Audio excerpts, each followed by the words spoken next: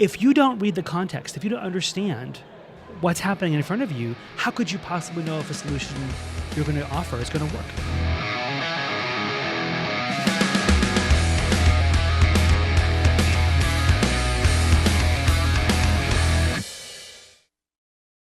Ron Carucci. More about our very, very special guest. Ron is a world-renowned leadership consultant and best-selling author. And Ron has worked with hundreds of CEOs and executives in 20 different countries around the world to transform their leadership.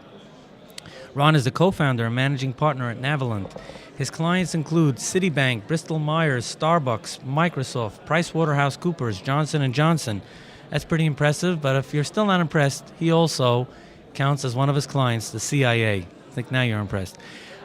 He's the best-selling author of 8 books, including the recent Amazon #1 bestseller, Rising to Power. I have a copy of it. Pretty impressive book. With that welcome, we give a warm welcome to Ron Carucci. Ron? Yes, Yitzchok, thank you so much for having me. It's a real pleasure to be here. It's our honor and the honor of the many thousands that are tuned in. Let's jump right in. You define a business leader's rise to power in 4 steps, and I'm going to say them: ascend, adjust, assert, and affect. Can you explain them for our audience? Sure thing, Yitzchok. Let me start by telling you why we even looked at the journey in the first place. It's been known for 20 years that executives, upon 18 months of their appointment, about 50 to 60% of them fail. That's been a statistic for 20 years, and we've accepted it as normal. Of course, the recruiters love it because it's annuity for them. But when it became our clients, when our executives who were showing promising rises and lots of potential were being given chances to expand their wings into bigger roles and failing, it was hard. So we stepped back and asked ourselves, why have we let 50 to 60% of these men and women fail as a normal course of action? So we went back 10 years to look at 2,800 different interviews of data across a 10-year span. And I'm sorry to interrupt. That's such a fantastic number because people don't realize the amount of energy and effort that goes into recruiting for a C-level executive. I just want to build up your answer. It's absolutely, and the carnage of a failure is equally as painful. The magnitude of families that are destroyed and businesses that are destroyed and departments that are set back and objectives that were promising that are halted. It's an endless amount of carnage. I apologize to interrupt. That's okay. No. So we said, we can do better. We absolutely can do better. So we went back and we not only isolated 2,800 interviews of data on an executive and their effectiveness, we also slow motioned 100 executives in mid-ascent. We said, let's see if we can slow this down and watch them to see what are the landmines that get in their way, that trip them up. And sure enough, one of the biggest surprises was that it's a wonder they're all not failing. When you think about the executives, the landmines that are tripping them up, there are numerous things that organizations do that get in their way. So the first one, ascend, is just simply being put in a higher altitude. And what most executives are not prepared for, when you go from a director to a vice president or whatever your organization calls the senior ranks, the altitude, we call it altitude sickness, just like when you climb a mountain and you get thin air and you can't breathe, you're disoriented. Those executives are no different. Suddenly people are looking at them differently. Suddenly people are asking them different questions. Information they used to have access to is suddenly dried up. Things are really different and they're not prepared for that. When you adjust, part of that has to do with the dangers of how you arrived. So, for example, it is not uncommon in any kind of recruiting process for someone to say to an executive, oh my gosh, Charlie, you've turned 4 supply chains around before. Come turn ours around. Or, wow, you really have an impressive track record of building sales capability. We need that. Right. Or, my gosh, our brands are dying, but you look at the brands you've built. Come build our brands. The dangerous implied assumption in that is that there's some formula you have that you're simply meant to repeat. So instantly, as an executive, you're predisposed to reach back in your arsenal of experiences and take a recipe and slap it on the context that's in front of you as though it could work. And of course, it's a deadly failure. And almost all the time it fails. It's fascinating what you're saying, because as you were building up that answer, it almost sounded like, yeah, like what's wrong with that? And you're saying it's a deadly form of failure. Think about it. Think about people you've watched in organizations who've come in, gung-ho to make change, gung-ho with some, we call it the myth of the mandate, to make some improvement. If you don't read the context, if you don't understand what's happening in front of you, how could you possibly know if a solution you're going to offer is going to work. So, great example. One executive we studied, she was a renowned brand builder in consumer products brands, mostly cosmetics and that end of the spectrum, came into a consumer product brand that was a service. Completely different kinds of brands, completely different kinds of consumers, but she was a brand builder. And she looked at the organization and, of course, completely didn't see what she didn't know and tried to take her past successes of brands that were irrelevant and apply it to this organization. And, of course, it was a miserable failure. Well, what happens to that executive? They panic. So the more they panic, the harder they push their solution. And as they push harder, people back away.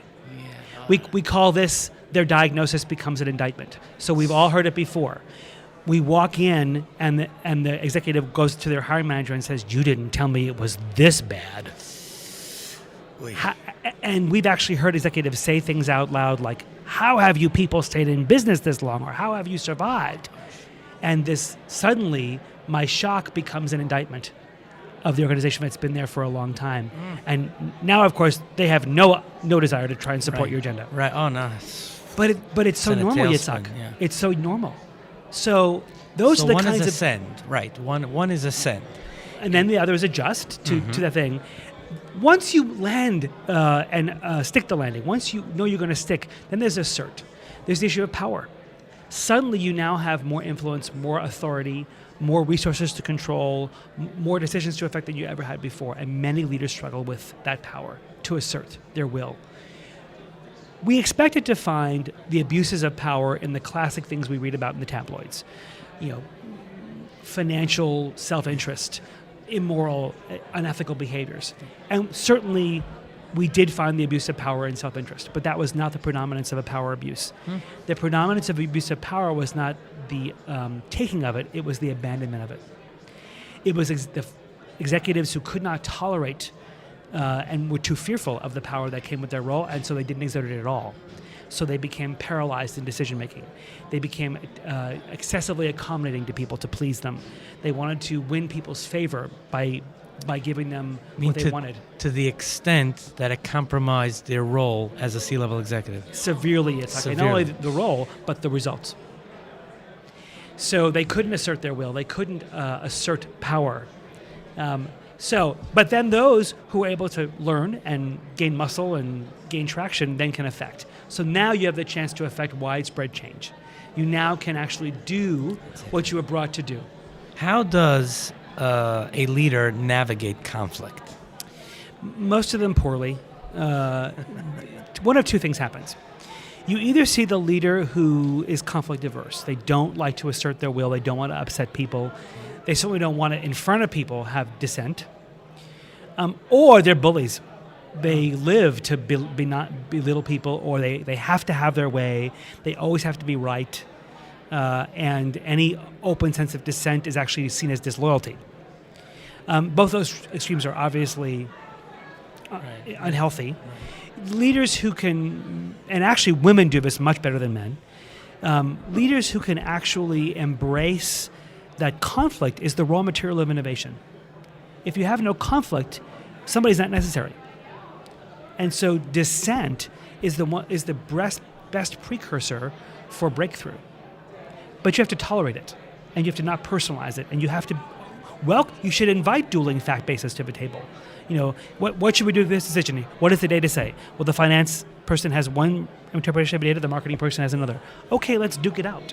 Let's let the right in a healthy way, obviously in a comfortable environment. Absolutely. But everyone, speak up, and let's talk it out. Yep, absolutely, and let's enjoy it, and then we'll make a decision. Let's link arms and execute it. And not everybody has to always have their way. In your book, you talk about when you become a CEO, there is no small talk. How should a leader communicate? My gosh, I can't tell you how many executives lament to me when they get to higher jobs or CEO spots. Everybody's saying Ron said. I never said that. Everybody's quoting me as if I said these things. What most executives have to accept is that you now walk around as if you have a bullhorn strapped to your mouth 24/7. Everything you say is amplified. Everything you do is on the jumbotron. So in the elevator, people are watching. They attach meaning to everything. Did his eyebrow go up? What kind of mood is he in? Is he walking fast? And they want to decode you. And so when you ask people questions, when you give a point of view, when you express yourself, when you ask questions, recognize that the opportunity for misinterpretation, the opportunity for overinterpretation is huge. And you have to be very thoughtful. And not that you should be paranoid about people misinterpreting everything you might say, but be mindful that because of your role, everything is amplified, and it might go somewhere you didn't intend. Wow. Now, we talked before about building corporate culture, but any other tips from your lifetime of experience on engaging employees? Gosh, what a horrible report card we've all been delivered, and that 70% number we've all heard, right? It's an indictment of leadership today that we're that checked out. I think I did a piece on LinkedIn called An Open Letter to the 70 Percenters. And rather than talking about them, I wanted to talk to them. And I think you got to understand that it's one thing to be the painful part about great talent quitting and leaving is one thing. But when your talent has quit and stayed, it's another. And you have to be deeply disturbed by the fact that you've got 40 to 70% of your workforce sitting at desks not contributing in ways they want to. I think people come to work wanting to contribute. So my next HBR piece actually talks about this. How do big companies reinvent themselves and stay relevant again? Because those are what used to be the pinnacle of careers. When you and I were growing up, everybody wanted to work for IBM or GE. Right, sure. Big companies now are the employer of last resort. People would rather not work. When you think about 70% of the workforce checked out and 44% of the workforce being freelancers, it's either leaving or quitting and staying. So if big companies want to be able to attract talent, they've got to design creative jobs. Right now, the jobs are boring. They're not creating jobs that people can contribute their talents in. They've got to stop having multiple directions. You've got to unify people around something that they care about. And we've got to stop deceit. Nobody, 85% of most people in the workforce expect their boss to lie to them. So if I don't trust the integrity of the organization I'm in, if I don't expect to be told the truth, if I expect to be screwed, I'm going to leave half myself home.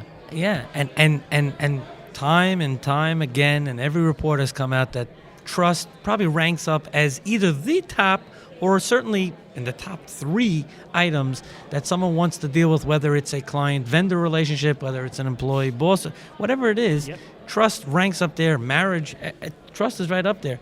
And when 85% feel that they're not being told the truth, yep. Oh, wow. So imagine, as simple as they sound, if big companies started telling the truth, making jobs really work for what they need to be done. I mean, how many young professionals will lament, I'm underemployed. I'm not using the degree I was trained to use. Great jobs that are exciting. And move in one direction. Stop splintering. If they just did those 3 things, imagine what big companies could be again. 77 WABC Radio presents Mind Your Business, hosted by founder and president of Bottom Line Marketing Group, Yitzchok Saftlas. Mind Your Business focuses on business and marketing strategies for success.